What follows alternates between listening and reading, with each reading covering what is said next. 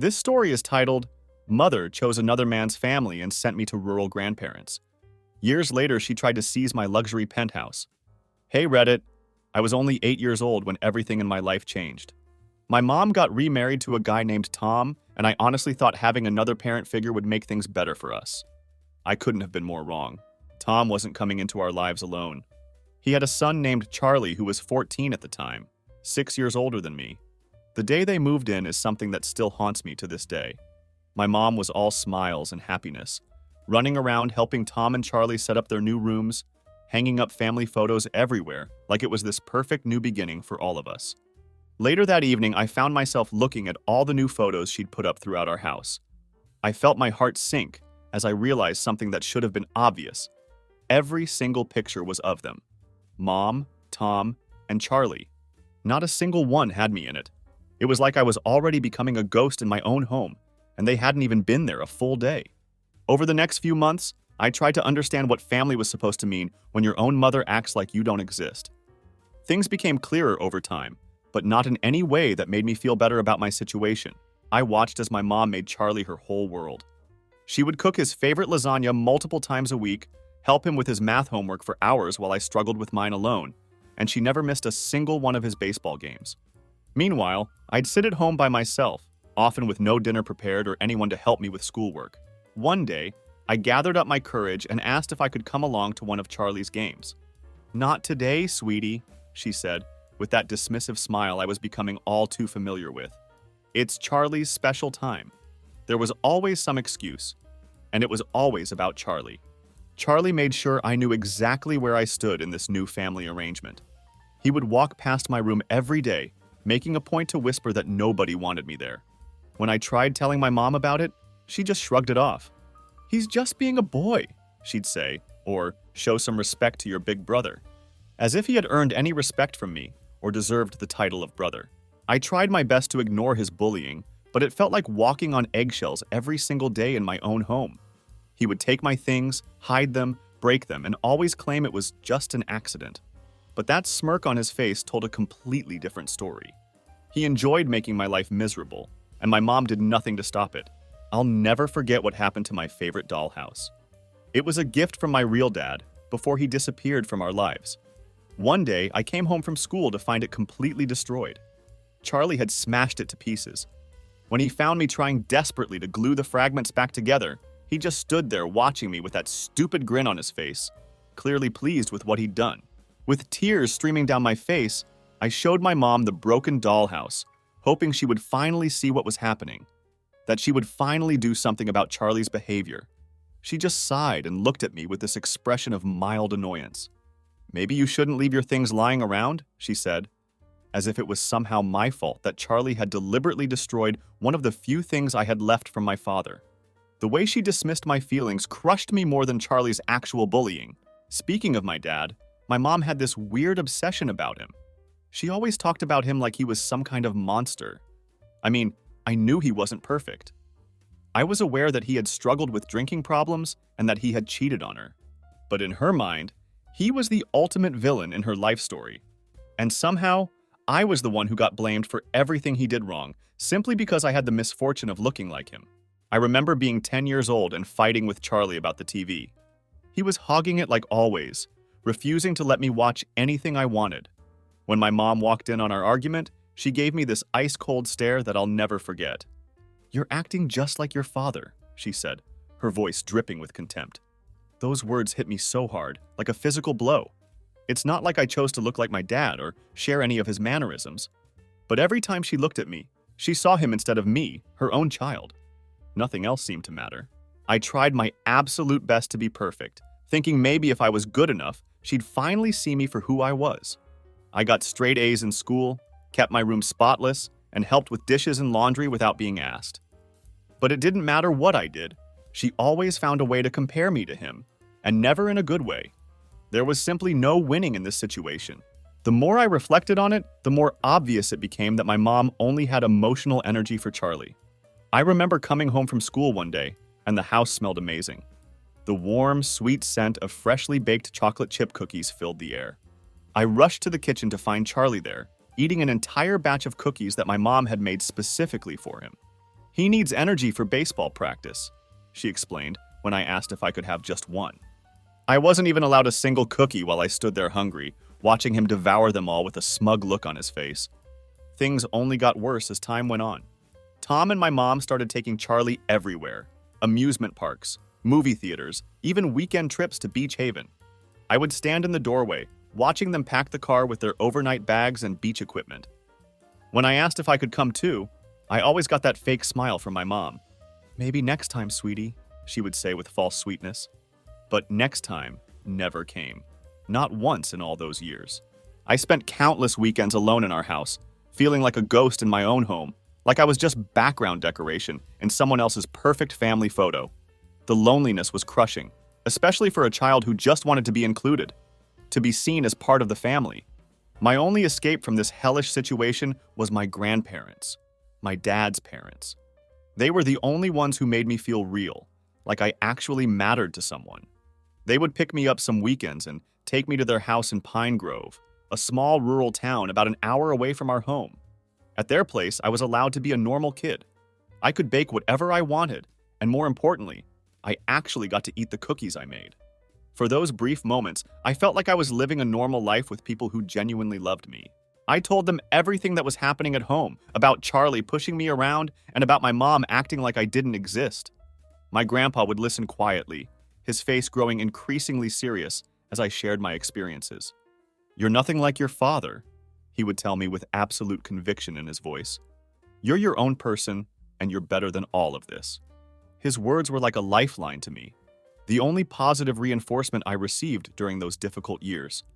Those weekends at my grandparents' house felt like coming up for air after being underwater for too long. I could pretend I wasn't the unwanted one, that I was just a regular kid with people who actually cared about my existence and my happiness. It was the only time I felt truly safe and valued. But going back home always hurt, like walking straight into a freezer after being wrapped in a warm blanket. I could feel my mom's resentment the moment I walked through the door. Charlie was always there too, ready to start his cruel games again. It was a never-ending cycle of pain and rejection that I couldn't escape except for those precious weekends with my grandparents. Looking back now, I can see the pattern so clearly. My mom chose Tom, and she chose Charlie, deliberately leaving me on the outside looking in through frosted glass. It wasn't just favoritism anymore. This was straight-up neglect. I was a constant reminder of everything she wanted to forget about her past life.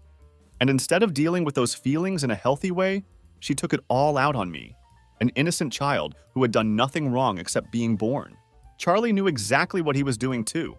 He fed off that negative energy my mother projected, reveling in his role as the golden child and using it against me every chance he got.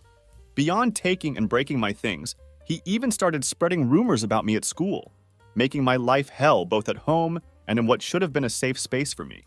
He was methodical in his cruelty, always careful to keep the worst of it hidden from the adults. I remember one particular incident when I finally tried standing up for myself. Charlie had called me worthless for what felt like the 1,000th time, and something inside me just snapped. I shouted back at him, telling him exactly what I thought of him. Guess who ended up being punished? My mom grounded me for a whole week, lecturing me about how I needed to respect my brother because he's been through a lot. I wanted to scream at her, to ask what I'd been through. Being invisible in my own home, being bullied relentlessly by the boy she insisted I call brother. But no one ever asked. No one ever cared how I felt. It was always about precious Charlie, his comfort, his happiness, his safety, while I was left to figure things out on my own. They were building him up while systematically pushing me down further and further each day. It became increasingly difficult to shake the feeling that I would never be good enough for any of them. But back then, all I wanted was just a fraction of what Charlie received, just a tiny bit of love, a moment of genuine attention. But it never happened. Not once in all those years. High school became my personal countdown to freedom.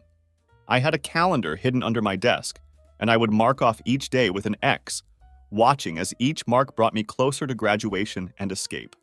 Those small acts of marking the days became almost ritualistic, a promise to myself that this situation wasn't permanent, that I wouldn't be trapped in this toxic environment forever.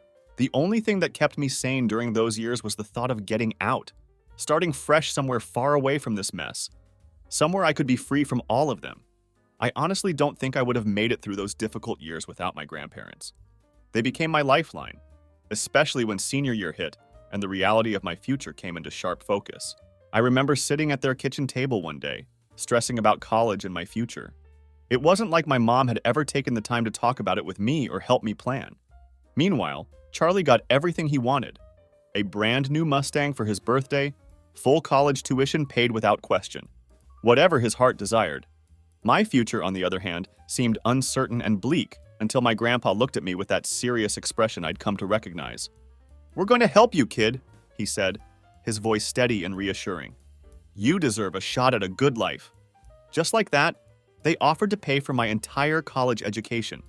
I couldn't believe it at first. I felt this enormous weight lifting off my shoulders. My mom had never even mentioned college plans for me, had never sat down to discuss what would happen after high school. But my grandparents had my back without hesitation, without questions, without strings attached. Their generosity and belief in me changed everything. When I got accepted to Riverside University, there was no looking back. I moved in with my grandparents right away, not even bothering to finish my last few months at my mother's house. For the first time in my life, I felt this overwhelming sense of relief. No more walking on eggshells, no more hiding in my room to avoid Charlie's torment, no more pretending that the constant emotional neglect wasn't slowly destroying me from the inside out. My grandparents' house wasn't fancy by any means. A small brick house on Maple Street with outdated furniture and creaky floorboards, but it felt different. It felt like an actual home, a place where I was wanted and valued. For the first time in forever, I felt safe somewhere, like I could finally breathe without fear. Living with them changed everything about my daily experience. They actually asked about my day and genuinely listened to my answers. We cooked meals together in their small kitchen, laughing and talking about everything and nothing. They showed real interest in my life, not just pretending to care out of obligation, but actually wanting to know how I was doing, what I was thinking and feeling. I finally felt seen for who I actually was, not just as some painful reminder of past mistakes or someone they had to deal with out of duty. I threw myself into college with everything I had, determined to make my grandparents proud and prove to myself that I could build a good life despite how my mother had treated me. Meanwhile, she barely called. And when she did, it was only when she needed something or wanted to brag about Charlie. "Charlie got into this amazing business program," she would say, or "Charlie's doing so well. You should take notes." She was always rubbing it in that he was the successful one, the child she was proud of. It still stung, but I was getting better at not letting it affect me so deeply. Over time, I learned to pretend it didn't hurt when she called just to brag about my stepbrother. Tom was no different either. On the rare occasions when I attended family gatherings, he would go on and on about Charlie. Charlie did this and Charlie did that, never once asking about me or my studies or my life. It was like I was just this extra person they had been forced to put up with until I was gone. Well, guess what? I was gone, and it felt amazing to be away from their constant comparisons and subtle put-downs. The weird thing is, even though I had finally escaped their toxic household, the damage didn't just magically disappear. I still caught myself wondering sometimes if my mom ever actually thought about me. If she would ever just call to ask if I was okay without wanting something in return. She didn't.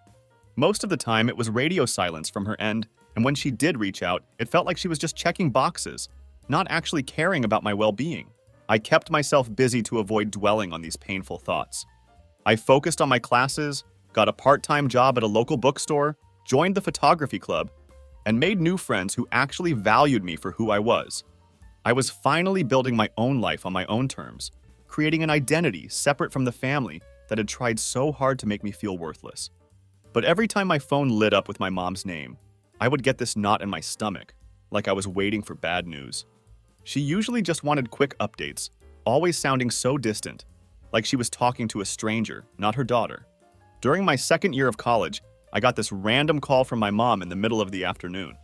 It was weird because she never called unless she wanted something specific. My heart started racing when I saw her name on my screen, and I almost didn't answer. But finally, I picked up, bracing myself for whatever was coming. It was the most awkward conversation ever.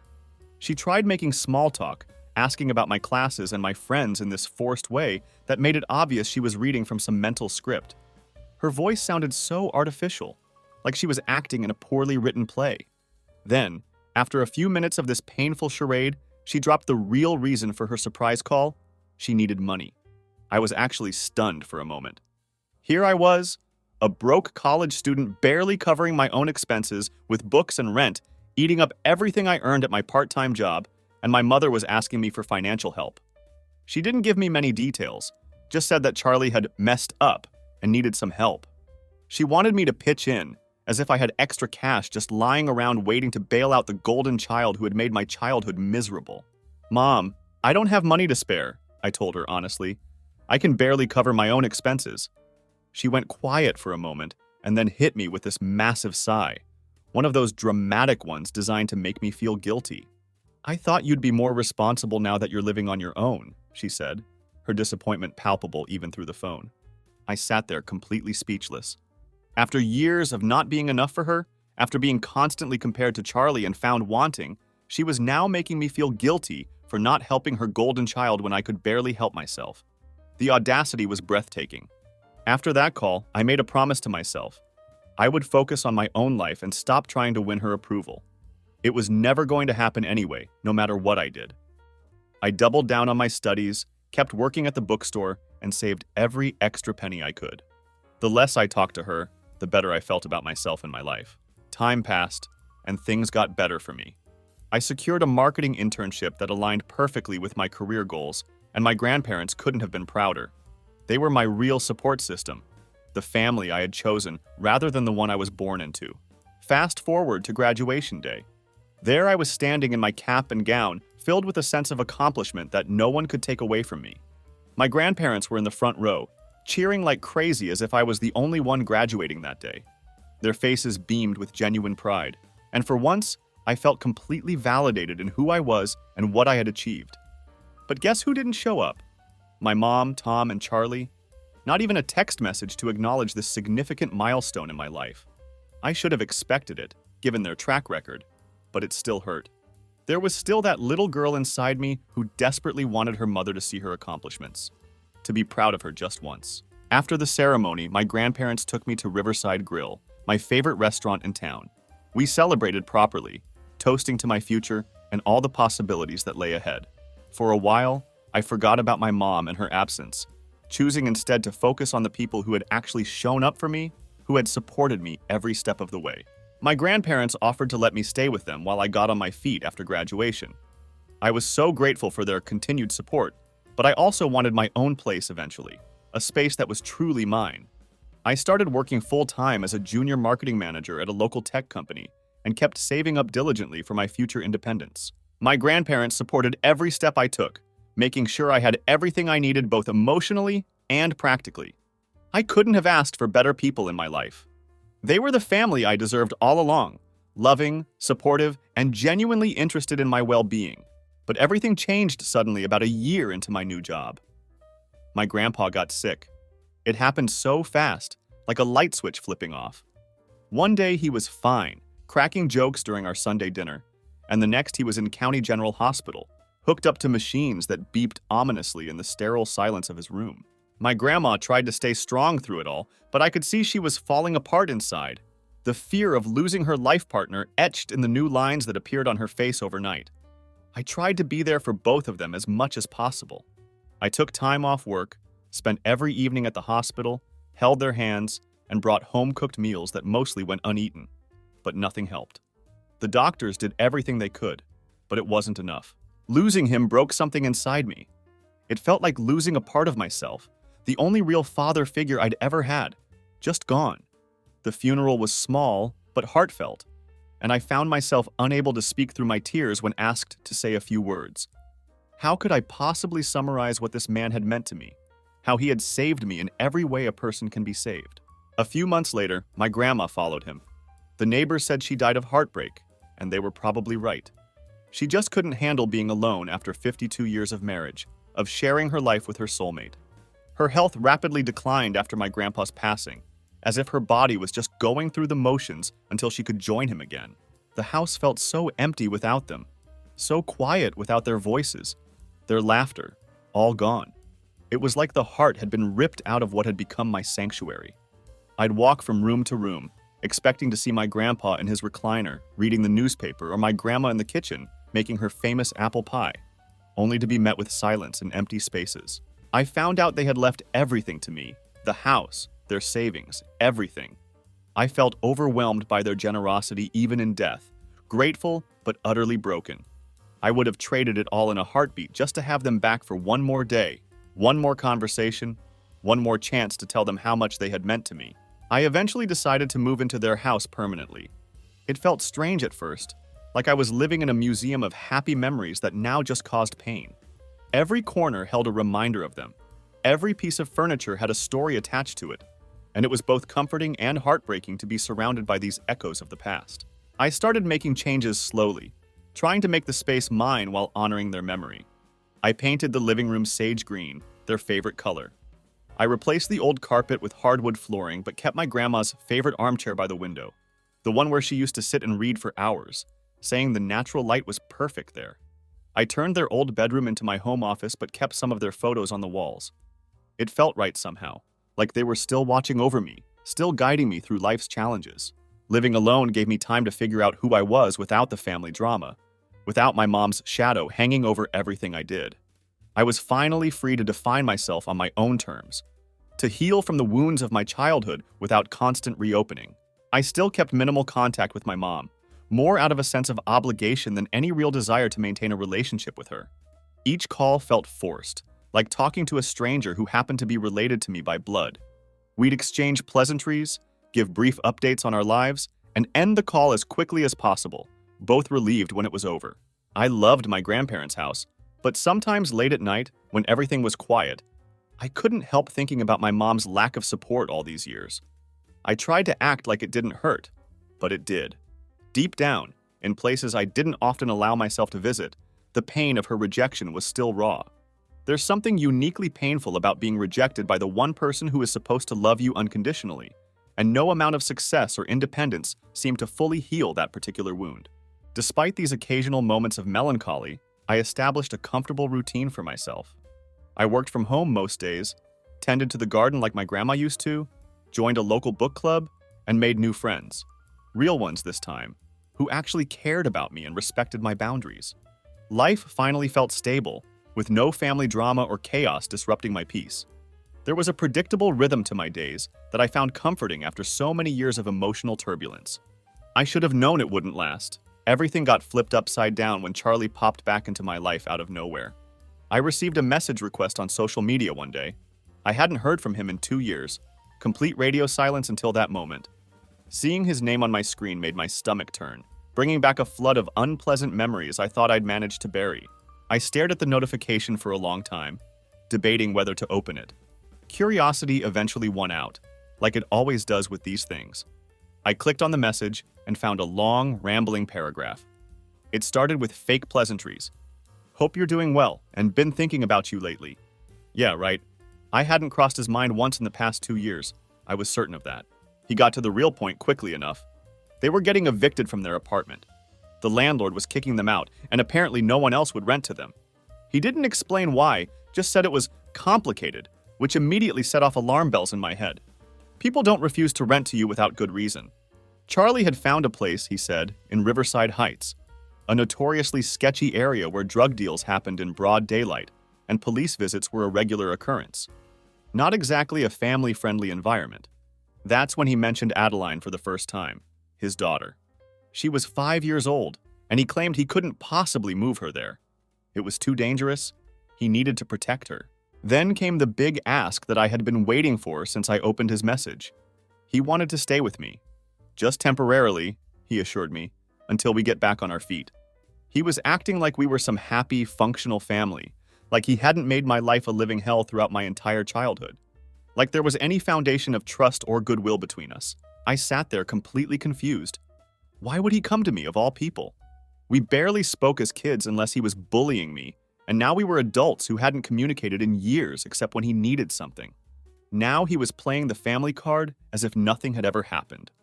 As if all those years of torment simply didn't exist in his memory.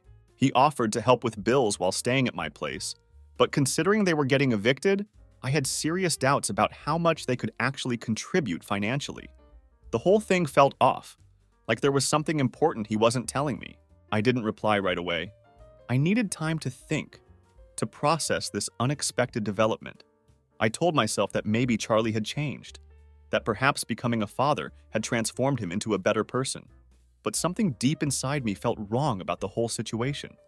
That old familiar knot formed in my stomach, the one that had warned me of impending emotional danger throughout my childhood. A few days passed, and another message from Charlie appeared, more urgent this time. "The situation's getting worse," he wrote. "We're out of time, and no options left." He was laying it on thick about how scared Adeline was, how desperate their situation had become. He mentioned that my house was perfect. Extra bedrooms, a big backyard for Adeline to play in. He even tried to reassure me by mentioning their different work schedules. "We'll stay out of your way." "Sure you will," I thought sarcastically, remembering how Charlie had never once respected my space or privacy as a child. I finally decided to reply to Charlie's messages. I tried to be respectful while setting clear boundaries, telling him that I was sorry about their situation, but I wasn't comfortable with them moving in. I explained about our troubled past, how he had treated me, and why this arrangement simply didn't feel right to me.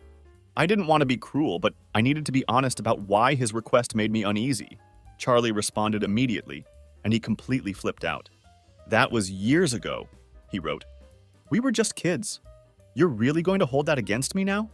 He went on and on about letting go of the past and moving on, as if all that trauma could just disappear because he said so, as if the years of psychological damage he'd inflicted could be erased with a few dismissive words. Then he pulled his trump card. "It's not about us," he insisted. "It's about Adeline. She's innocent in all this." Using his own child to manipulate me made me sick to my stomach. I knew this tactic well. It was the same one my mother had used when they first moved in, telling me I needed to be nice to Charlie because he was going through a tough time. Now Charlie was using his daughter as an emotional shield, hiding behind her innocence to avoid taking responsibility for his own actions. I could feel my frustration building like pressure in a kettle about to whistle. He was twisting everything, making me out to be the bad guy for protecting myself and my hard-won peace. I told him again, more firmly this time, that my answer was still no. I wasn't changing my mind. That's when he showed his true colors. The mask came off completely as he went from guilt trips to straight-up attacks. He called me heartless and said I hadn't changed at all, that I was still as selfish as ever. Then he said the words that cut deeper than he probably realized. "You're acting just like your father." He knew exactly what he was doing, using my mother's favorite weapon against me. In that moment, I knew with absolute certainty that he hadn't changed one bit from the cruel boy who had tormented me.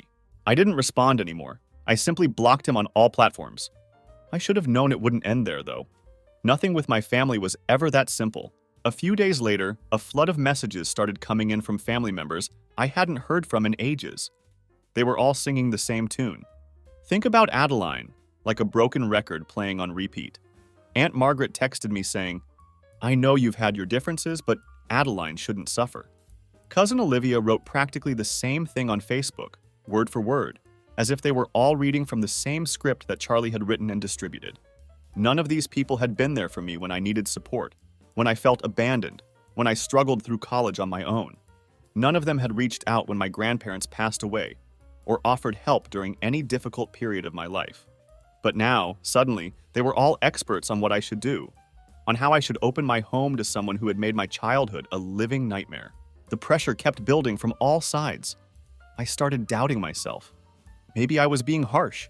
But then I remembered that Charlie had never apologized, not once, for all those years of making my life hell. He couldn't even acknowledge it now, as a grown man. That showed me he hadn't changed, not in any of the ways that mattered. The final straw came when my mom called. She never called unless it was serious, and I knew exactly whose side she would be on before she even spoke. She got straight to the point. "Why are you refusing to help your brother?" I tried to explain my side, about Charlie's cruelty throughout our childhood, and about him never taking responsibility for his actions.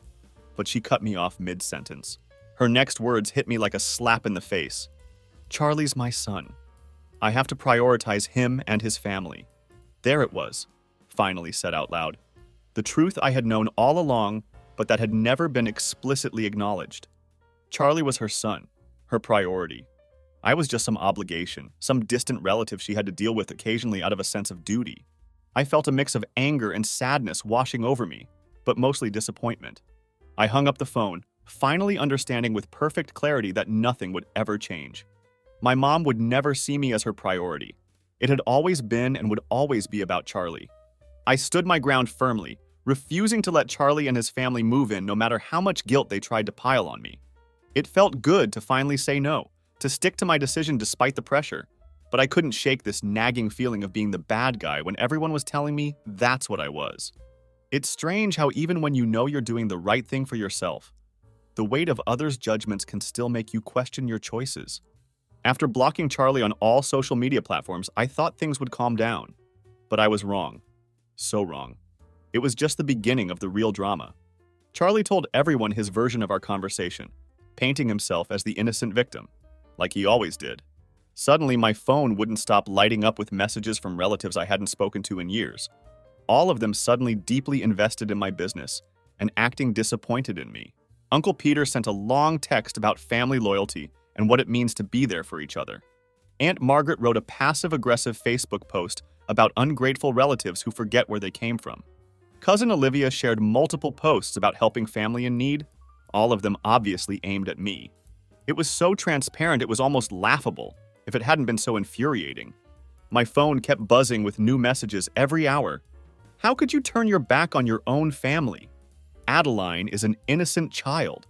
Think about what you're doing.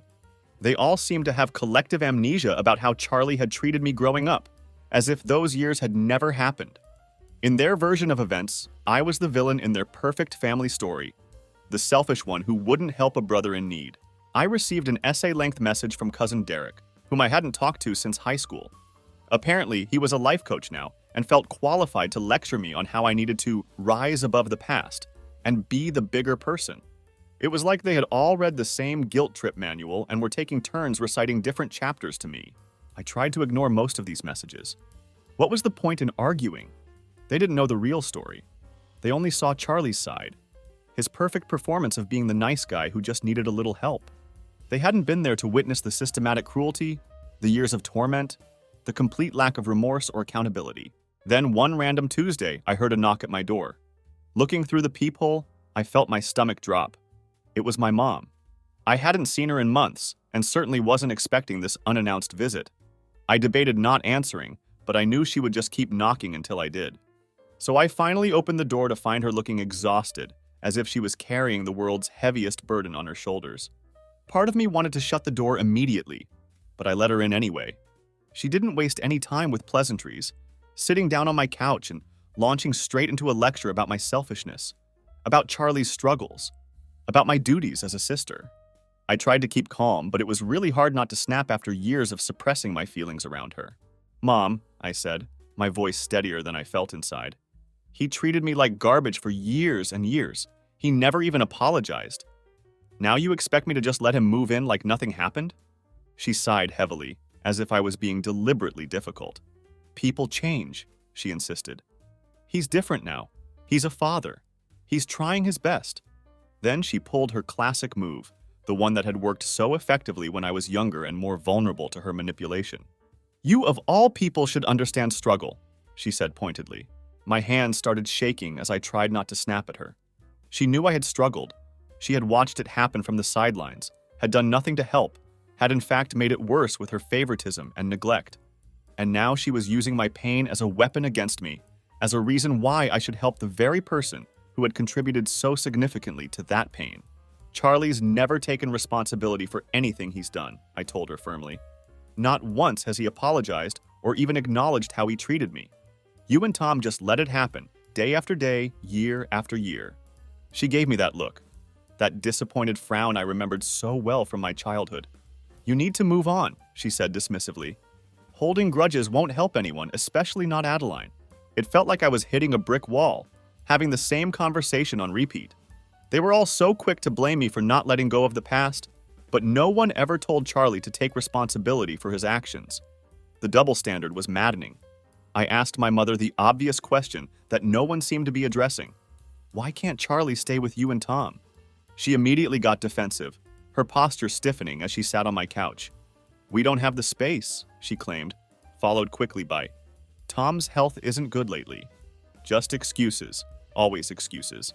I knew their house had a spare bedroom that they used as an office. They simply didn't want to be inconvenienced. She started getting emotional then, her voice cracking as she talked about Adeline's suffering, about how it broke her heart to see her granddaughter in such a difficult situation. It was a classic guilt trip move, and I'm ashamed to admit it almost worked for a second. I felt that familiar tug, that conditioning to put others' needs before my own, especially when it came to family. But then I remembered all those times she had ignored me when I needed her. All those times she had sided with Charlie, even when he was clearly in the wrong. All those years of feeling invisible in my own home. Everything clicked into place with a painful clarity that could no longer be ignored. I stood up from the couch, looking her directly in the eye. "I'm sorry, but my answer is still no. I'm not letting them move in." She stared at me like I was some stranger she barely recognized, her expression a mixture of shock and contempt. "I expected better from you," she said, her voice cold and cutting. Those words hurt more than I thought they would. After all this time, I was still vulnerable to her disappointment, still affected by her judgment.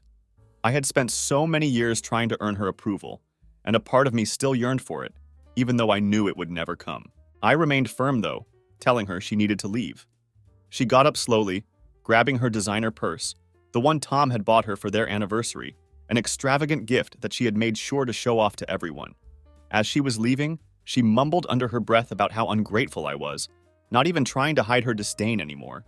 I shut the door behind her, feeling a mix of anger and relief flood through me. Standing up to her felt both liberating and terrible at the same time.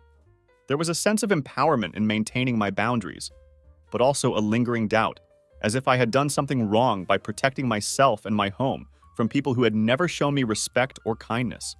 The next few days brought a fresh wave of texts and messages, the situation actually escalating rather than dying down. Family members joined forces like some anti-me campaign, posting vague but dramatically worded statements on Facebook about family abandoning family, about how pride destroys relationships, about forgetting your roots. It wasn't hard to figure out who they were talking about. It was all aimed at me, so obvious it hurt. Aunt Louise, who hadn't spoken to me since my grandparents' funeral, called and left a long voicemail about forgiveness and letting go of the past. "Family is all we've got," she pontificated, going on and on about Charlie's struggles and how it was up to me to do the right thing. I found it ironic that none of these people had ever reached out to me when I was struggling. Not when I was a lonely child in a home where I wasn't wanted, not when my grandparents passed away, and definitely not during my difficult college years when I could have used some family support. It had always been about Charlie, and nothing had changed. The situation became so ridiculous that I had to block some of them on social media and my phone. It was basically harassment at this point. They wouldn't take no for an answer. I was done explaining myself. I didn't owe them anything, and I knew that deep down. Still, it messed with my head. It's hard not to feel guilty when everyone is screaming that you're the problem, that you're the bad guy, that you're destroying the family. Even when you know you're right, the weight of that many voices against you can make you doubt yourself. Then something unexpected happened. On a random Wednesday afternoon, while shopping at Morton's Market, I ran into Kelly, an old friend from high school whom I hadn't seen in years. We started catching up between the produce aisles, and she asked about my family. Before I knew it, I was telling her everything. About Charlie's request, about the pressure from my relatives, about my mother's visit. I wasn't really expecting much sympathy.